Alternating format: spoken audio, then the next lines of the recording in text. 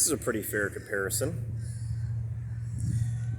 I'm not the first to do this, but this is my Ford Maverick compared to a third-gen Ford Ranger,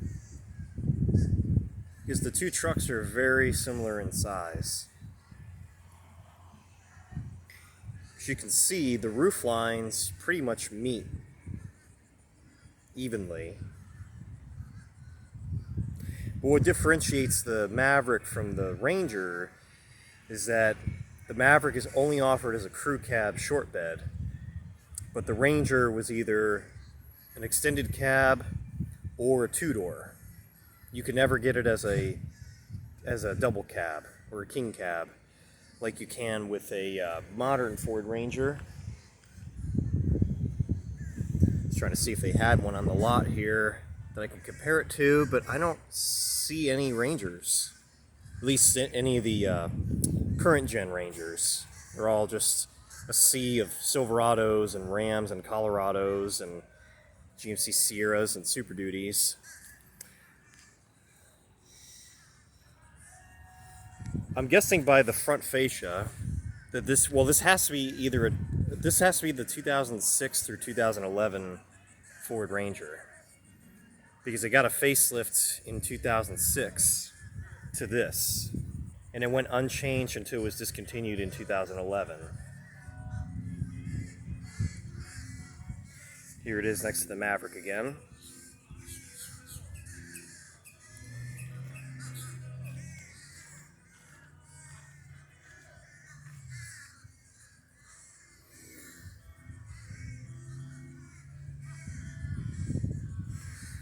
See the hood lines.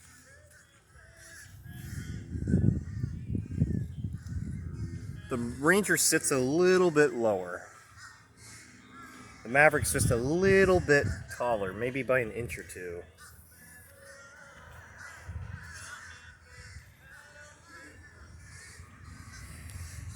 So this Ranger, they want $16,900 for it, which seems pretty pricey, but with today's inflated market, these prices don't really surprise me anymore. But it appears to be in good shape. It's got a little bit of fading clear coat on the bumper. It's just hard to really see what it looks like because it's been sitting for a little bit, so it's got a bunch of tree sap and pollen all over it, and it hasn't had a full detail. They did spray some cheapy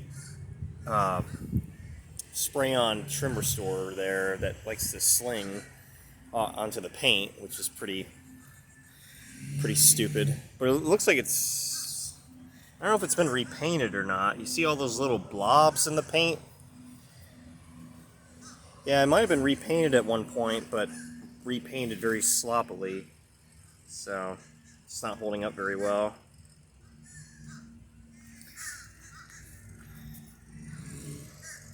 It's okay. And here it is again, next to the Maverick. The beds are completely different. The bed rails sit so much higher on the Maverick compared to the Ranger. I mean, I could reach into the bed no problem without even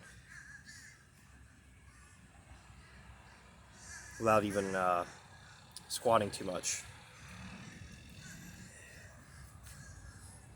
Yeah, you can't get this in the Maverick. You can't get a long bed. That was the one benefit to the Ranger.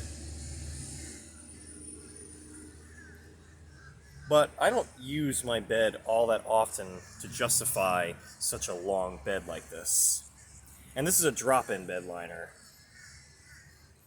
So I enjoy the spray-in bed liner on mine so much better. It's more durable too. I mean, this is pretty durable too, but it discolors, it cracks, it fades, and then it gets water underneath because it's not completely airtight. So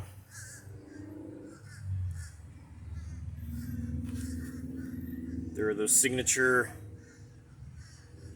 what are these, 16-inch, 15-inch?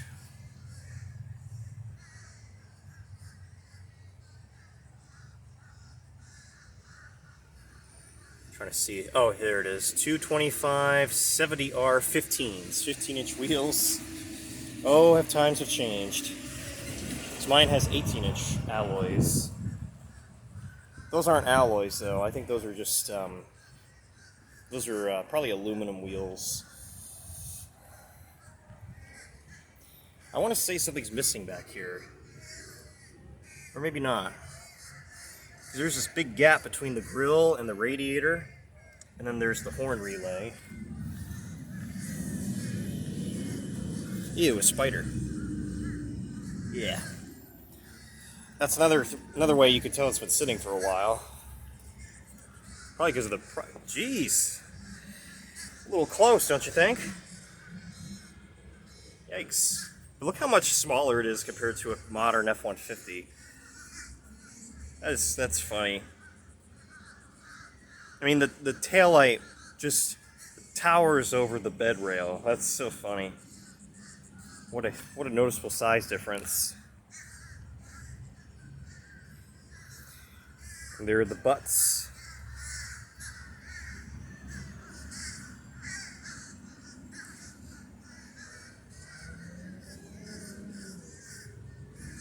Yeah, it's pretty nice. The Maverick, that is. I mean, the Ranger's nice, but it's from a different era. This is when you could truly get a cheap, basic workhorse pickup truck with very little amenities. This is when trucks were trucks. I mean, the Maverick could be considered a truck, but it's not built like a traditional body-on-frame truck with an extended cab or a single cab with a long bed. But it gets the job done. I enjoy the Maverick very, very much. Actually, I haven't posted a video on this in a very long time. The last video I posted ever on my channel was all the way back in March when I picked this up. So it's almost 4 months later, but it's holding up pretty well. I am getting the roof moldings replaced because that was a common factory defect on the Mavericks. Because if you're ever on the Maverick forum and you type in roof molding issue, you're going to see that a lot of those stubby things on the side, the rubber strips on the side, like to stick out because they're not attached to anything. They're just very haphazardly installed on there with very little adhesive. So I got the roof moldings ordered, and I just got a call from my dealer this morning saying that they're both in, so I have a scheduled appointment to get those fixed. So hopefully that won't happen again. And they're bolted in. The new replacements are bolted in, so the headliner has to come down, and it'll be a multi-hour job. So I'm just going to drop it off and hope that this doesn't happen again. Because I was told that, oh, just because they replace it doesn't mean it's going to happen again. But we'll see. But compared to the Ranger, it doesn't have that. It doesn't have any roof moldings. It has this body colored piece right here. But other than that, it's pretty clean. That I don't like. That's very ugly, that old third brake light. And it's all hazy because it's not made very well. It's been in the sun for years. I don't know what year this is, but like I said, it has to be between a 2006 to 2011 body style Ranger. So it's got to be one of those years. But I can always just look it up on their website. So yeah, so they're pretty comparable. I'm sure most older Ranger owners, this is what they trade in the Maverick for. But in my case, I traded a Toyota Tacoma for it, which could be considered a step down because I'm going from a mid-size to a compact. But with today's fuel prices and with the unique character and just the overall praise of this Maverick, I don't regret it at all. So it's been wonderful.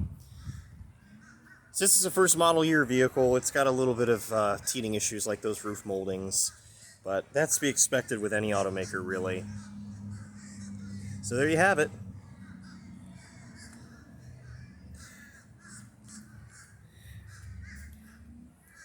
Well, I'm not really into free advertising, but hey, if you want this Ford Ranger, if you're willing to pay $16,900 for it, it's available at Mullinax Ford. I mean, in my honest opinion, I think that's a little bit pricey, but I don't know. It's just the way it is right now with inflation. New vehicles are very hard to come by. There's nothing to replace. There's nothing to replace your trade-in with, so it just puts the vehicles, or puts the prices on used vehicles to an all-time high. So